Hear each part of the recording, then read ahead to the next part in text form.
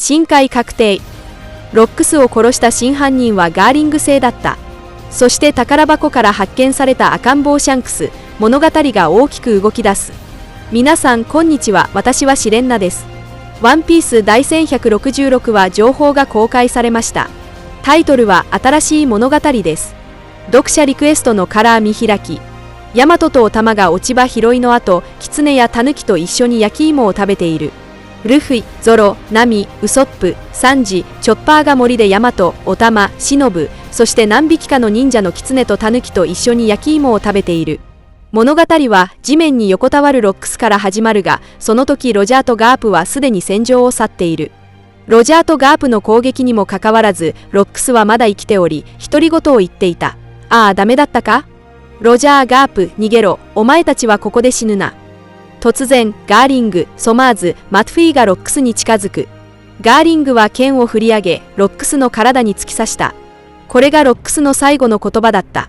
ああ、忘れるところだった。ありがとうな。お前たちが俺の暴走を止めてくれて。その後、ゴッドバレー事件の終結を告げるモンタージュで、ニューゲート、リンリン、カイドウ、シャッキーのようなキャラクターたちが映し出される。また、ゴッドバレー島が海に沈んでいく様子も描かれているが、島を破壊するレーザー光線のようなものはなく、ただ島が沈んでいるだけである。ロジャーはオーロジャクソン号に戻った。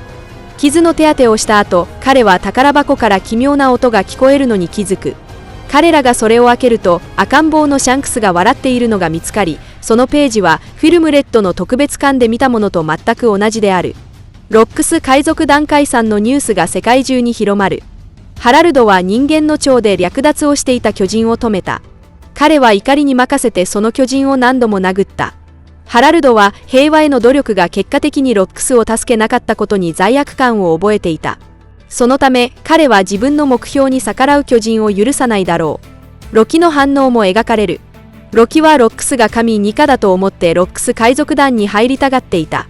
しかしロックスは彼に自分は世界を破壊したい神ではなく世界を変えるために征服を目指す海賊だと語った。場面は海軍本部の地下拘置所に切り替わる。ドラゴンは独房に閉じ込められており、ガープが彼に会いに行った。短い会話の後、ガープは息子に独房の鍵を投げ渡した。親父、俺は海軍を辞める。ああ、あんたを軽蔑する。ああ。しばらくしてハラルドがエルバフの海岸で出港の準備をしているのが見える。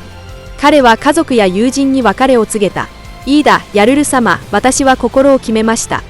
これからは私のすべてを捧げます。ハイルディン、ロキ、お前たちは2人とも私の息子で愛している。2人には協力してほしい。ハラルドはエルバフを国際社会に引き入れる決意を新たにしたが、彼がその巨人を攻撃したため、彼が非常に暴力的だというニュースが広まった。そのため、ハラルドはマリンフォードに行き、海軍と世界政府に直接話すことを決意した。海軍と世界政府の高官の方々、どうか私の言葉に耳を傾けていただきたい。そして、この話の壮大な最後の見開きページで、ハラルドは自分の角を抜いた。その後、ハラルドはひざまずき、血まみれの顔で折れた角を海軍と世界政府に差し出した。過去1000年に起こったことを償わせてください。巨人族が犯したすべての過ちについて謝罪したい。平和への私の誓いが誠実であることを皆さんに証明したい。エルバフの子供たちが誰も傷つけることなく生きられるように。彼らがあなた方の子供たちと手を取り合って生きられるように。私たちの罪を償う機会をください。そのためなら私は奴隷にでもなります。この話の最後のコマではイムの目が映し出される。イム、ルフィとティーチの間の究極の伏線について、実は900話より前に小田栄一郎はすでに暗示をしていた。デイビーの夢とニカの意志は2人の後継者によって共に受け継がれ、最終的にイムが支配する世界を終わらせる。第1164話で悪魔化したロックスとイムの間にこのような会話があった。ロックスは尋ねた。どっちが怖い？デイビー・ディ・ジョーンズ。ジョイボーイ。イムは答えた。夢を見るな。あんな奴らはもう二度と現れぬ。主屋さえ消えればな。夢を見るな。というこの一言に注目してほしい。これは後の文で重要な呼応の役割を果たす。イムから見れば、ロックスが消えさえすれば、デイビー一族は滅びるだろう。幼いデイビーは恐れるに足らず、ましてやイムはもともとロックスの手を借りて彼を排除する計画だった。そして800年もの間、ニカの実は誰も覚醒させていないため、世にデイビーの夢とニカの意志を継ぐ者が再び現れ、彼女の支配に挑戦することはないはずだった。しかし、イムの計画は最終的に失敗に終わる。ティーチは生き残り、ルフィもニカの実を覚醒させることに成功した。しかし、漫画で最初にイムの希望が打ち砕かれることを示唆したのは、ゴッドバレーの回想編ではなく、烏島編にまで遡る。その時、オダはたった2つの章のタイトルと1つのセリフで、夢を笑う者は必ず失敗するということをすでに明らかにしていたのだ。第224話、夢を見るなで、ジャヤ島の酒場で、ベラミーたちは、ルフィの夢を徹底的に嘲笑した、彼らが烏島へ行きたいという願いも、海賊として伝説の大秘宝ワンピースを追い求め、そのために命を懸けるという夢も。嘲笑と侮辱に直面しても、ルフィとゾロは反論もせず、彼らと争うことさえしなかった。興味深いことに、この話のタイトルは、イムが言った言葉と全く同じ、夢を見るな、である。ルフィが酒場を出た後、ティーチに出会う。これはデイビーの夢とニカの意志を継ぐ2人の初めての出会いであり、まさにこの時、あの心を揺さぶるセリフが登場する。人の夢は終わらねえ。ティーチとルフィはさながら D の一族の光と闇の両面のようだ。この点は彼らの実の属性だけでなく、2人の行動スタイルにも反映されている。